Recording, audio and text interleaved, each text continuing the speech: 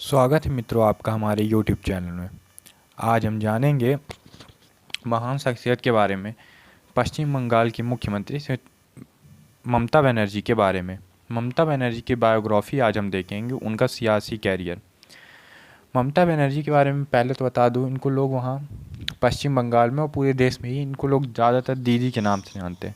बहुत ही तेज़ तर्रार नेता हैं। ये अपने भाषण के लिए हमेशा प्रसिद्ध रहती हैं। इन्होंने बहुत ही कम उम्र में राजनीति घुस चुकी थी। ये महज 15 साल की उम्र में इन्होंने कांग्रेस ज्वाइन कर ली थी। ममता बनर्जी भारतीय राजनीति का बहुत प्रसिद्ध चेहरा है। ये पश्चिम बंगाल की पहली महिला मुख्यमंत्री हैं। इन्होंने केंद्रीय कैबिनेट मंत्री के रूप में भी कार्य किया। मुख्यमंत्री के पद पर आसीन होकर ममता बनर्जी ने काफ़ी सारे महत्वपूर्ण कार्य किए। ये 2011 से, जब वहाँ पे लगभग 42 साल बाद कोई दूसरी पार्टी शासन करने आ पाई थी, वहाँ पहले पश्चिम बंगाल में वामपंथी और कांग्रेस का शासन रहा था। दोनों विचारधाराओं से पश्चिम बंगाल चल रहा था। फिर उसके बाद इन्होंने जब 2011 में बागडोर संभाली, तो अभी जो 2021 में चुनाव हुए थे उसमें भी इनकी पार्टी बहुत बहुमत के साथ विजयी हुई थी। साल 2019 के आम चुनाव में भी पश्चिम बंगाल में भी चुनाव का असर काफ़ी देखने को मिला, जिससे ममता बनर्जी का नाम सबसे अधिक सामने आ रहा है। ममता बनर्जी के द्वारा किए गए कार्य और उनके अब तक के जीवन की इनकी जानकारी अब हम देखेंगे। उनका नाम तो आप जानते ही, ममता बनर्जी। उनका दूसरा नाम दीदी।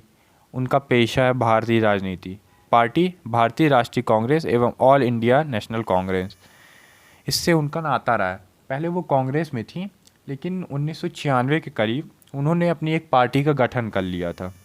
उनका जन्म दिवस 5 जनवरी 1955, उसके हिसाब से अभी तक वो 62 साल की हो सकती हैं। उनका जन्म स्थान है कोलकाता। उनकी प्रारंभिक शिक्षा भी वहीं से हुई थी। कोलकाता से ही उन्होंने शिक्षा दीक्षा की थी अपनी। उनके पिताजी का नाम प्रोमिलेश्वर बनर्जी, माता का नाम गायत्री देवी है। उनके 6 भाई हैं, उनमें से वो अकेली बहन है एक। उनके 6 भाइयों का नाम है अमित बनर्जी, अजीत बनर्जी, काली बनर्जी, बवन बनर्जी, गणेश बनर्जी और समीर बनर्जी। ममता बनर्जी का जन्म पश्चिम बंगाल के बंगाली परिवार में हुआ था। ममता बनर्जी ने बहुत कम उम्र में ही अपने पिता को चिकित्सा इलाज के चलते खो दिया था। इनके 6 भाई हैं और 6 भाइयों में अकेली बहन है। उनके मतलब पिता 9 साल की, महज 9 साल की उम्र में इनके पिताजी का इलाज नहीं हो पाया था अच्छे से। चिकित्सा के अभाव के कारण इनके पिताजी का निधन हो गया था। ममता बनर्जी की शिक्षा, शुरुआती स्कूली जो शिक्षा हम बोलते हैं, वो देशबंधु शिशु शिक्षालय से की, कोलकाता से। इसके बाद इन्होंने कोलकाता के जोगो माया देवी कॉलेज के इतिहास स्नातक किया, ग्रेजुएशन वहाँ से किया, और कलकत्ता विश्वविद्यालय से इस्लामिक इतिहास से स्नातकोत्तर किया, मतलब हायर ग्रेजुएशन। इसके बाद ममता बनर्जी ने कोलकाता के श्री शिक्षा शयन कॉलेज में शिक्षा की डिग्री भी हासिल की, और साथ ही उन्होंने कानून लॉ की भी पढ़ाई करके रखी है। कोलकाता से योगेश चंद चौधरी लॉ कॉलेज में दाखिला लिया और वहाँ से कानून की डिग्री भी हासिल की। जब वह कानून की पढ़ाई कर रही थी, तब उन्होंने राजनीति में शामिल होकर छात्र परिषद यूनियन की स्थापना की, जो कि भारतीय राष्ट्रीय कांग्रेस की छात्र शाखा थी, एक ब्रांच हम जिसको कह सकते हैं। और आप उस टाइम पे जानते हैं कि इंडियन नेशनल कांग्रेस का कितना प्रभाव था। वो तो 1991 के इधर थोड़ा सा उनका प्रभाव दबने लगा था। उसके बाद जाके 1998, 96, 99 में परिवर्तन आने लगा था, तब जाके भारत एनडीए की सरकार आ पाई थी कहीं। फिर टेक्नोलॉजी इंस्टीट्यूट ऑफ उड़ीसा के ममता जी ने उड़ीसा के Kalinga institute of industrial technology से अपना डायरेक्ट प्राप्त किया, और इस तरह से उन्होंने अपनी शिक्षा कोलकाता में रहकर ही पूरी की और फिर राजनीति में प्रवेश कर दिया। ममता बनर्जी का राजनीतिक कैरियर, बहुत कम उम्र में ही उन्होंने राजनीतिक कैरियर की शुरुआत कर दी थी, और वह शुरू से ही कांग्रेस पार्टी में शामिल हो गई थी। सन 1976 से 80 तक ममता जी पश्चिम बंगाल की महिला कांग्रेस की महासचिव हुई थी। इसके बाद सन 1984 में उन्होंने लोकसभा चुनाव भी लड़ा। पश्चिम बंगाल के जादवपुर संसदीय क्षेत्र से ममता जी ने एक अनुभवी नेता सोमनाथ चटर्जी को पीछे छोड़कर जीत हासिल की। बहुत मतलब युवा नेता थी। उन्होंने बहुत धाकड़ नेता सोमनाथ चटर्जी उस टाइम पे माने जाते हैं जादवपुर संसदीय क्षेत्र से, उनको उन्होंने हरा दिया था, और वह सबसे कम उम्र की सांसद बन गई थी। सांसद बनने के बाद उन्होंने संसद तक का सफ़र तय किया। सन 1980 के दशक में ममता बनर्जी भारतीय यूथ कांग्रेस की महासचिव बनी हुई थी। सन 1989 में हुई लोकसभा चुनाव में इन्होंने अपने जादवपुर संसदीय क्षेत्र को खो दिया। इस बार वो हार गई, लेकिन फिर जब 1991 में चुनाव हुए तो ममता बनर्जी दक्षिण कोलकाता संसदीय क्षेत्र से चुनाव लड़कर जीत हासिल की थी और इस पद पर ममता जी बहुत ही लंबे समय तक यानी सन 2009 तक बनी हुई थी। जब सन 1991 वो दक्षिणी कोलकाता सीट से जीती थी, उस टाइम पे देश के जो प्रधानमंत्री थे पीवी नरसिम्हा राव।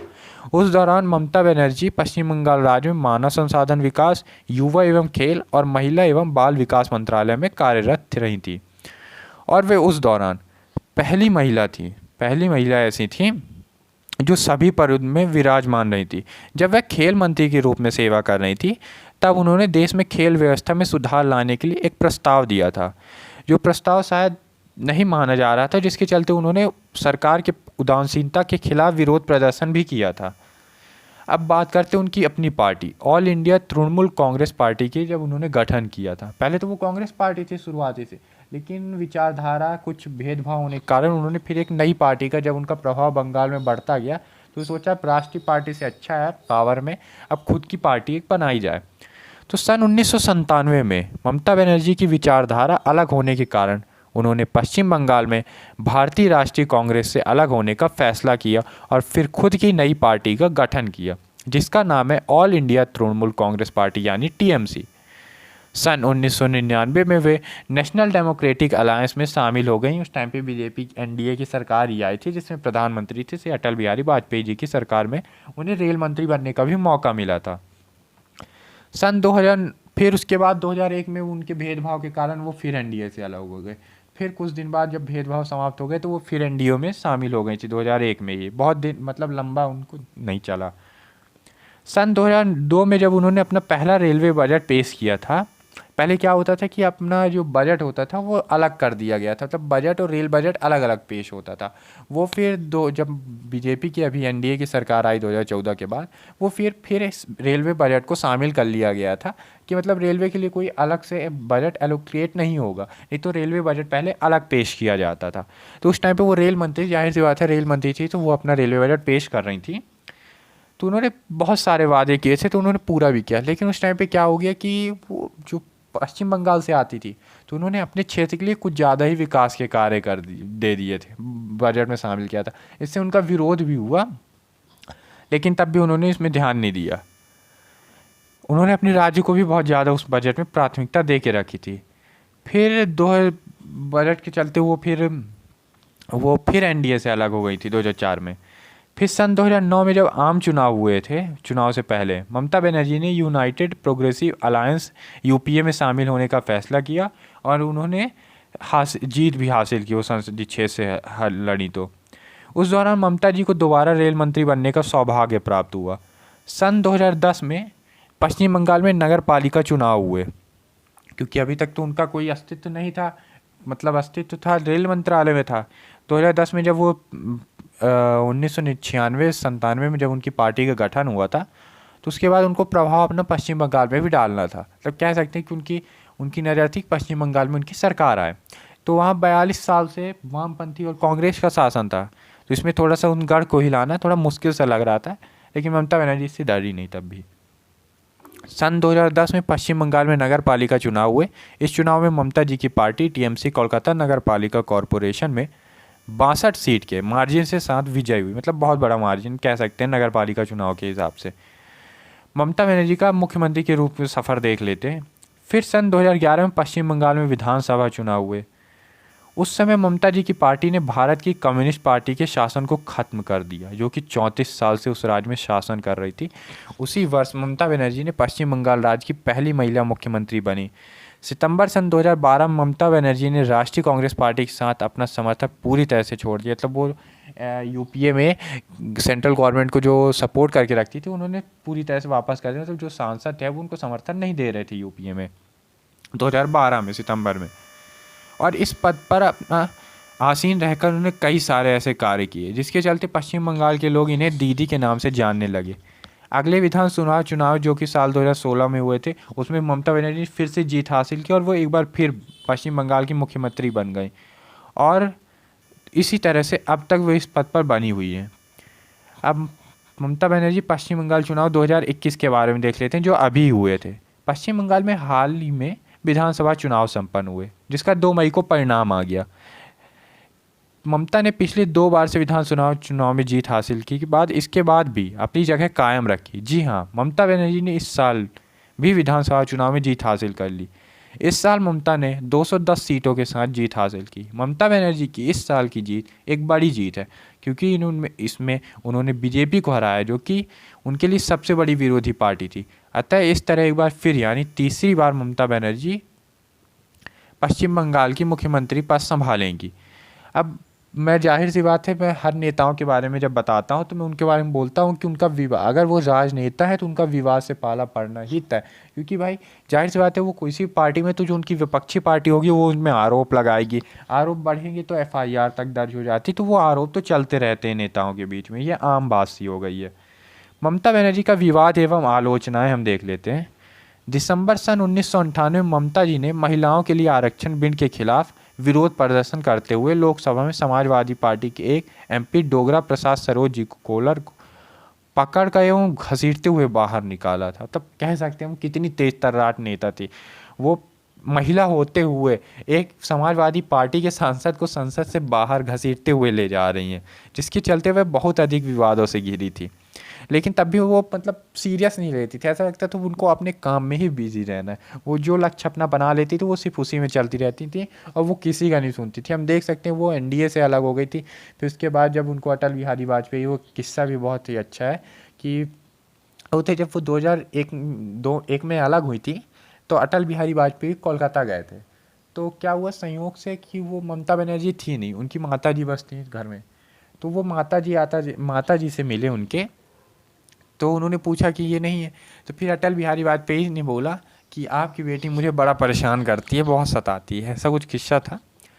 तो फिर उसके बाद जब उनकी अटल बिहारी वाजपेयी तो चले गए कोलकाता से, तो फिर उसके बाद जब माँ थी जो ममता बनर्जी आई, तो उन्होंने वही बात बता दी जो अटल बिहारी वाजपेयी ने उनसे बोली थी। तो उसके बाद उनकी पूरा झगड़ा ख़त्म हो गया, क्योंकि इतनी मासूमियत थी अटल बिहारी वाजपेयी में, वो किसी भी नेता को मतलब ऐसा जवाब देते थे।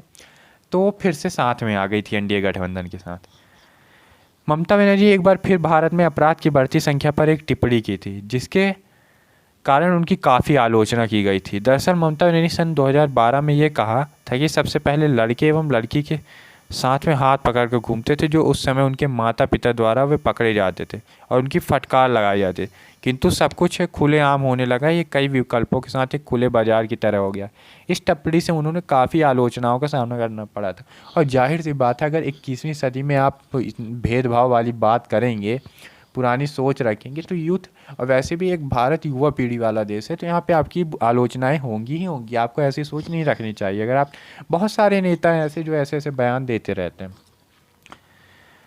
फिर अक्टूबर सन 2016 में पश्चिम बंगाल में ममता सरकार ने 25 मुस्लिम परिवारों के द्वारा दुर्गा पूजा की प्रथा के खिलाफ आपत्ति जताने के कारण दुर्गा पूजा पर पाबंदी लगा दी थी, जबकि बहुत ही बड़ा त्यौहार होता है जिसके खिलाफ मतलब बहुत बड़ा मुद्दा बना था, और 2021 तक ये मुद्दा बना था।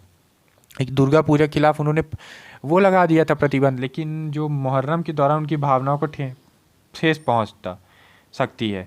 हालांकि हाई कोर्ट ने उनके इस फैसले को बदल दिया था और इसे अल्पसंख्यकों को खुशी करने की बोली के रूप में टैग किया गया था। तब हाई कोर्ट ने भी इसमें कड़ी टिप्पणी अपनी जाहिर की थी। और ये सही नहीं बात है ये कि आप किसी एक धर्म के साथ भेदभाव कर रहे हैं। अगर आपको रखना है तो आप अल्पसंख्यकों के त्यौहार में भी प्रतिबंध लगाइए। रेनबो शब्द को बंगाली टेक्स्ट बुक में रामधनु शब्द के रूप में जाना जाता है, जिसका मतलब होता है राम का धनुष। लेकिन सन 2017 में रामधनु शब्द को रोंगधनु शब्द में बदल दिया गया है, जिसका मतलब होता है धनुष के रंग। इसके कारण देश के कट्टरपंथियों के बीच काफ़ी विवाद हुआ था। हाल ही में आम चुनाव शुरू होने से पहले ममता बनर्जी ने अपने कार्यकाल के दौरान भारत के फेडरल सिस्टम को चुनौती दी, जब उन्होंने शारदा ग्रुप फाइनेंशियल घोटाले की जांच करने के लिए कोलकाता पहुंचे CBI अधिकारियों को गिरफ्तारी करने का आदेश दिया। उस दौरान ममता ने काफ़ी सारा ड्रामा किया था, जिसके चलते अब तक आम चुनाव में भी वो सुर्खियों में दिखाई दे रही हैं। अभी कुछ दिन पहले BJP के अध्यक्ष जो अमित शाह हैं, वो अभी तो फिलहाल JP नड्डा हैं, जब अध्यक्ष थे उसके पहले अमित शाह, तो पश्चिम बंगाल में रैली करने पहुंचे थे। उस दौरान बंगाल में काफ़ी अधिक विवाद फैल गया था, उसमें भी ममता बनर्जी का नाम सामने आ रहा था। इस टाइम ममता बनर्जी को अब तक काफ़ी सारे विवादों से घिरा देखा गया है। तो मित्रों, ये थी ममता बनर्जी की जीवनी। आपने देखा होगा कि वो कितनी तेज़ तर्राट नेता थे और उनका खासतर विरोध उनके जो अभी एनडीए में है भारतीय जनता पार्टी, मुख्य रूप से उनके साथ रहता है, उनकी विचारधारा से, उनके नेताओं से। और जो हमारे अभी वर्तमान में प्रधानमंत्री श्री नरेंद्र मोदी से का तो खास टकराव रहता है।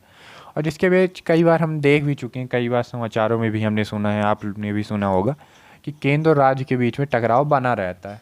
तो ये किसी भी उसके लिए अच्छा नहीं है, किसी भी राज्य के लिए ये बिल्कुल सही नहीं है। क्योंकि अगर केंद्र और राज्य मतलब हमारी कार्यपालिका के दो अहम हिस्से होते हैं, केंद्र को और राज्य को एक साथ कहीं ना कहीं मतलब अगर टकराव रहता है तो कुछ योजनाओं में ऐसा भेदभाव होने लगता है। केंद्र की योजनाएं नहीं लागू हो पाती हैं, कुछ चीज़ें होती हैं जो नहीं हो पाती हैं, केंद्र सरकार फिर कटाव करने लगती है उस राज्य का, उस राज्य में थोड़ा कम ध्यान। तो ऐसी कई बार बहुत सारी चीज़ें हो सकती है जिससे उनका सीधा असर पड़ता है वहाँ के नागरिकों पे। तो ये सब तो नेतागिरी में चलता ही रहता है। तो मित्रों, ये सब थी बात ममता बनर्जी की जीवनी। अगर आपको अच्छी लगी हो तो आप लाइक करें, शेयर करें और सब्सक्राइब करें। धन्यवाद।